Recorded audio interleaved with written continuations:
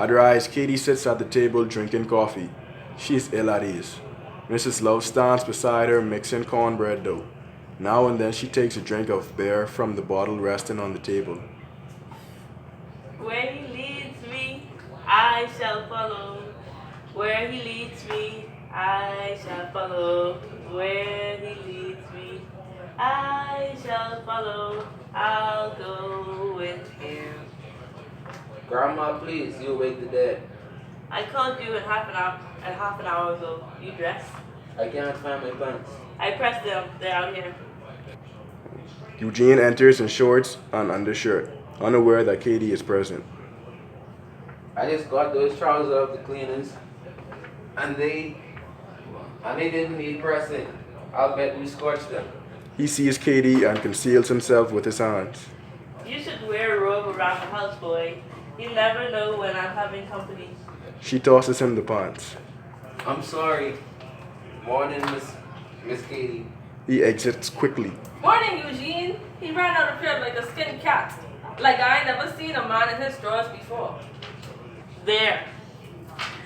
I'll put this bread in the oven and it'll be ready in no time. I appreciate your taking it down to the sheriff for me.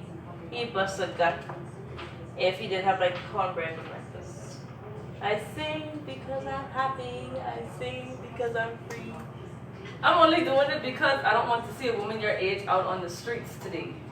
His eye is on the sparrow and I know he watches me. Just the same, I'm glad you decided to take off. White folks have been coming into town since sun up by the truckloads. Me and white folks are out for blood. They're just as scared as you. Katie Jones. Ain't no sin to be scared. Please. Ain't you scared for Eugene? Scared of what? That lunch counter has been white for as long as I can remember, and the folks around here aim to keep it that way. Let them aim all they want to. The thing that teases me off is they don't let me march. Mrs. Love, your heart couldn't take it. You'd be amazed at what my heart's done took all these years to do. Eugene entering. Where's my sports shirt? The green one. In the drawer where it belongs. I'm ironing this white shirt for you to wear. A white shirt. I'm not going to a formal dance. I want you neat when you sit down at the counter. Newspaper men from all over the country will be there. And if they put your picture in the papers, I want folks to say, my, ain't that a nice looking, neat young man? You ask your boss how long he'll let me stay neat? I ain't asked Sheriff Morrison nothing. He let you off today so you could nurse my wounds when I get back home. You ain't gonna get no wounds, son. And you ain't gonna get this nice white shirt ruined either. What's wrong with you? Anyway, you trying to what y'all say, chicken out? No, I'm not going to chicken out, but I am nervous.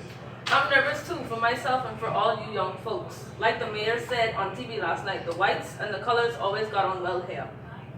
So long as we stay in our respective places. He said if we want to eat in the drugstore, we ought to build our own. Then why don't you build a drugstore on Main Street with a lunch counter in it? Where am I going to get the money? Where is any colored person in this town gonna get the money? Even if we got it, you think they'd let us lease a building, let alone buy property on Main Street? I know, Miss Love, But nothing. If I was a woman your age, I'd be joining them children. I'm with y'all, Eugene, in mind, if not in body. Huh? I have children to raise, and I have to think about my job. Why don't you think about your children's future? Them few pennies you make ain't shit. And if things stay the same, it'll be the same way for those children too. But Lord knows, if they're like the rest of you young folks today, they're gonna put you down real soon. I provide for my children by myself, and they love me for it. We got food on our table each and every day. Beans and greens. When's the last time you had steaks? Well, at least we ain't starving. Neither is your boss lady. Mrs. Comfort says y'all are communists. I'll be damned. How come every time a black person speaks up for himself, himself, he's got to be a communist. That's what the white folks think. Well, ain't that something? Here I am, old black me, trying to get this democracy to working like it ought to be working. And the democratic white folks say, wait, now, tell me, why the hell would I want to join another bunch of white folks that I don't know nothing about and expect them to put me straight? Here's your shirt, son. Wear a tie and a comb. Is that natural? Put a part in your hair. Good. Oh, good gracious. He exits. Militants! That's what Mrs. Comfort calls us. Militants! What does that mean? Bad. That's what that means. Bad folks. I hope you love your children as much as you seem to love Miss Comfort. I hate them. Why? I hate all white folks, don't you? Katie doing? I don't hate nobody. I get disgusted with them, but I don't hate them. Just look at my cornbread. It smells good. Don't you dare pinch off it either. I don't want none of that white man's food. I hope it chokes the hell out of that mean bastard. I see how come your boss lady is calling you a militant, Katie. Well, I don't like him. Patting me on the behind like I'm a dog. He's got that habit bad. You make haste with this bread. He likes it hot. Yes, I ain't gonna be caught dead in the best of all that ruckus. You hurry along. Gives Katie the bread and Katie exits. Mrs. Loves watches her from the back door. And don't you dare pinch off it. You'll turn into stone. You about ready, son? I guess so. Come on here, let me look at you. Since when do I have to stand in inspection? Since now, you look right smart, and I want you to stay that way. Oh, how? You know, Sheriff ain't gonna stop at nothing to keep us out of that drugstore. Stop worrying about Sheriff Morrison. He's the one who was raising all the hell. The mayor was all set up integrate until the sheriff got wind of it. Yes, I know, but don't worry about him. Try to relax. How can I relax? I thought most of you young cats had nerve today. And I wish you'd stop embarrassing me using all that slang. I'm just trying to talk your talk, baby. There's something wrong with a woman 80 years old trying to act like a teenager. What was it you was telling me the other day about that gap? How young folks and old folks can't talk together? The generation gap. Well, I done bridged it, baby. You did? You want ludicrous? Well, that's one up on me, but I'll cop it sooner or later. I know you'll try. Damn right. That's another thing. All this swearing you've been doing lately. Picked it up from you and your friends sitting right there in my living room under the picture of Jesus. Don't explain. Now you know how it sounds to me. Why did you have to bring this up? Bring this up at a time like this? You brought it up, baby. I wish you wouldn't call me baby. I'm a grown man. Ain't I heard you a grown man calling each other baby? Well, that's different. And stop using ain't so much. You know better. I wish I was educated like you, Eugene, but I aren't. Good gracious. Let me fix that tie. My tie is alright. It's crooked. Just look at the phony sheriff that you would get up at 6 in the morning to cook cornbread for. The sheriff means well, son, in his fashion. That bastard is one-dimensional. All black. Don't let him hear you call him black. What would he do? Beat me with his billy club like he does the rest of us around here? You have to try to understand folks like Mr. Morrison. Turn the other cheek, huh? That's what the Bible says. That's what the Bible says. I sure do wish I could go with y'all. To eyewitness the slaughter? You young folks ain't the only militants, you know. You work for the meanest party in town. And there you tell it, he adores the ground you walk on. Now you're a big militant. I try to get along with folks, son. You don't have to work for trash like Sheriff Morrison. You don't have to work at all. You own this house. Daddy sends you checks, which you tear up. You could get a pension if you weren't so stubborn. You don't have to work at your age. And you surely don't have to embarrass the family by working for trash. What am I supposed to do? Sit here and rot like an old apple? The minute a woman's hair turns gray, folks want to take her to a rocking chair and sit it up. Not this chick. Baby, I'm keeping active. I've got a long way to go and much more to do before I go to meet my maker. Listen to you. I mean it. I want to be a part of this rights thing. But no, y'all say I'm too old. That's right, you are. Your generation and my generation are complete contrast. We don't think alike at all. The grin and shuffle school is dead. That's what calling me a Tom. I didn't call you a Tom. But I have seen you grinning and bowing to white folks, and it made me sick at the stomach. I'm gonna put your daddy through college so he could raise you with comfort like he raised you. Nothing comfort which you wasn't satisfied with. No, you had to come down here and free us soul brothers bondage as if we can't do for ourselves. Now, don't try to tell me that your world was perfect up there. I've been there and I've seen. Sick to your stomach. I'm sick to my stomach whenever I pick up a paper or turn on the news and see where young folks is being washed down with hoses or being bitten by dogs, even killed. I get sick to my stomach when I realize how hungry some folks are and how disrespectful the world's gotten. I get sick to my stomach, baby, because the world is more messed up now than it ever was. You looking at me like that cause I shocked you? You shocked me. You know why? Your little secure ass is down here making history in your own way, and you are scared shirtless. Oh shitless. I had dreams when I was your age too. Times were different then, I know that. Maybe so, but in our hearts, we know what was right and what was wrong. We know what this country was supposed to be, and we know that we was a part of it, for better or for worse. Like a marriage. We prayed for a better tomorrow, and that's why that picture of Jesus got dust on it in my front room right now. Because the harder we prayed, the worse it got. Things are better now, you always say. Let's hope they don't get no worse. Thanks to us. If you don't take that chip off your shoulder, I'm gonna blister your behind, boy. Sit down there and eat your breakfast. I'm not hungry. Drink some juice then. I don't want anything. Look at you, a nervous wreck.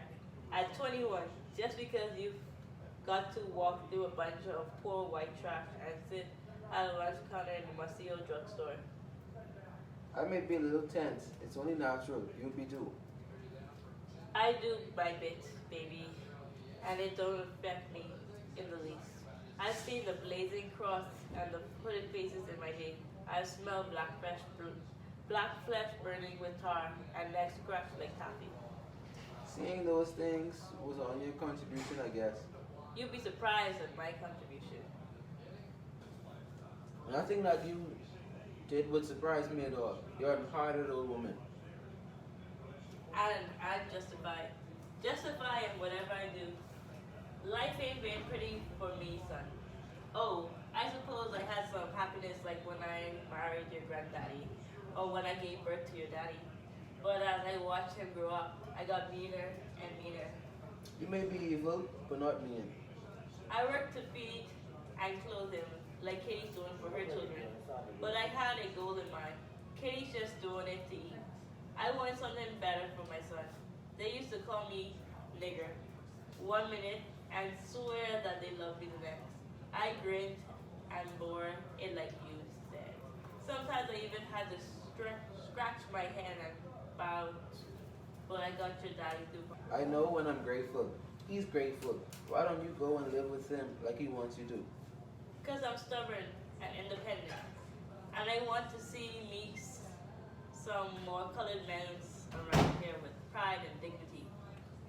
So that Sheriff Morrison can pound the hell out of it every Saturday night with his billy glove? I've always worked for folks like that. I worked for a white doctor once who refused to treat your granddaddy. Let him die because he hated black folks. I worked for him and his family and they grew to love me like one of the family. You are the true Christian lady. I reckon. I turned the other cheek. Some grinned and bowed, you call it. How them white folks hand when they were sick, nursed their babies, and I sat back and watched them all die out year by year. Old Dr. Fulton was the last to go. He had worked around death all his life, and death frightened him. He asked me, locked me to sit with him during his last hours. Of course you did. Indeed, and I love every bit of it. Remind me sometimes to tell you about it. It's getting late. Don't you want to be? I don't want you to be tardy. I bet you hope they put me under the jail so that you can tom up to your boss and say, I tried to tell them, but you know how. I don't want to have to hit you again, boy. I'm sorry. I've got my ace in the hole, and I ain't nervous about it either. You doing all that huffing and puffing, the white folks are about to blow you down with a hard stare. Now you scoop. Us loves is known for our promptness. If I die, remember I'm dying for Negroes like Miss Katie. You must have got that inferior blood from your mama's side of the family. You ain't gonna die, boy. You coming back here to be just as pretty as you left. You and the sheriff. If you and the sheriff reach compromise, Just you go on. I'll be back home, Grandma. I know it, hon. Son, Mom? the Bible says love, and I does. I turns the other cheek. I love till I can't love no more. Well, I reckon I am perfect. I ain't like Jesus was. I can only bear a cross for so long. Cross so long. I guess I've had it, as you young folks say, done been spit on, insulted, but I grinned and bore my cross for a while. And then there was peace. Satisfaction. Sweet satisfaction. Son, you've been a comfort to me. When you get to be my age, you want someone to talk to who loves you. And I loves you from the bottom of my heart. Oh, Granny, I know.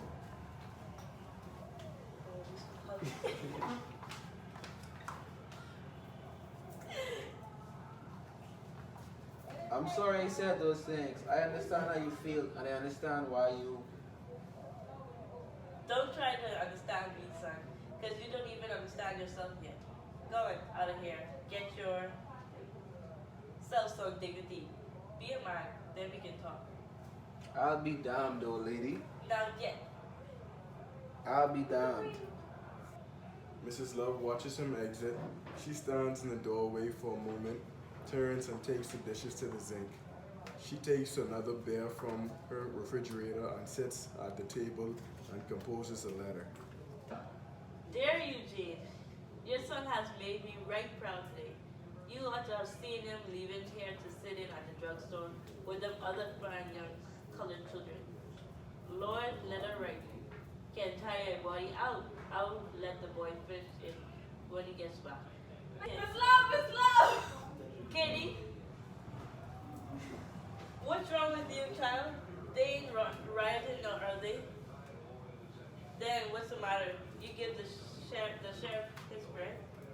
I poked my head in through the door and he says, what you want, gal? I told him I brought the breakfast. He says, all right, bring it here. His eyes lit up when he looked at your cornbread. Did they? Yes, he told me to go get him a quart of buttermilk from the icebox. Then he started eating that bread and he yelled at me, hurry up, gal, before I finish. Then what happened? I got his milk and when I got back, he was half standing and half sitting at his desk, holding that big stomach of his and cussing to high heaven. Give me that goddamn milk! Can't you see these ulcers is killing the hell out of me? He ain't got no ulcers. He had something all right. His old blue eyes was just darting about in what looked to be little pools of blood. His face was red as a beet. Go on, child. He was panting and breathing hard. He drank all that milk in one long gulp. Then he belched and told me to get my black ass out of his face. He said to tell all the Negroes that today is the be-all and end-all day. Indeed. And he flung that plate at me. I ran. I ran across the street. The street was full of white folks with sticks and rocks and things. All white folks and young, even children. My white folks wasn't even there. What was they doing? Just standing, that's all. They wasn't saying nothing, just staring and watching. They'd look down the street towards the drugstore, then turn and look towards the sheriff's office. Then old Sheriff Morrison came out. He was sort of bent over in the middle. He belched in his stomach, growled. I could hear it across the street. Oh, I've seen it before, child. I've seen it. First, Dr. Fulton, a medical man who didn't know his liver from his kidney. He sat and watched his entire family die out, one by one, then let himself die because he was dumb. Called me to his deathbed and asked me to hold his hand. I ain't got nobody else to turn to now, Annie. I asked him, you related to me in some way? He laughed and the pain hit him like an axe. Sing me a spiritual, he said. He told me. I told him I didn't know no spiritual. Sing something holy for me. I'm dying, he says. I'll be glad when you're dead, you rascal, you. I'll be glad when you're dead, you rascal, you. Then I told him how come he was dying. He was a doctor, didn't he know? Shoot, Dr. Fulton, how come you didn't treat my husband? How come you let him die out there in the alley like an animal? When I got through opening his nose with what was happening, he raised up, red like the sheriff, with his hands outstretched toward me, and he fell right square off the bed onto the floor, dead. I spit on his body, and went downstairs, cooked me a steak, got my belongings, and left.